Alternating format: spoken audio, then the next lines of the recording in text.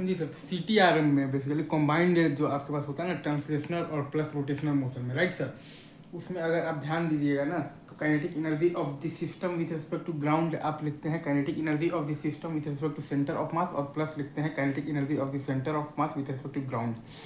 मतलब कि आप लिखते हैं हाफ ICM इंटू ओमेगा मतलब कि स्क्वायर, और प्लस आप लिखते हैं हाफ m इंटू VCM का स्क्वायर। वैसे ही angular momentum of system with respect to ground आप लिखते हैं angular momentum of system with respect to centre of mass, और प्लस आप लिखते हैं angular momentum of centre of mass with respect to ground. मतलब कि वो आता है आपके पास ICM इंटू ओमेगा वेक्टर, और प्लस आता है आपके पास m इंटू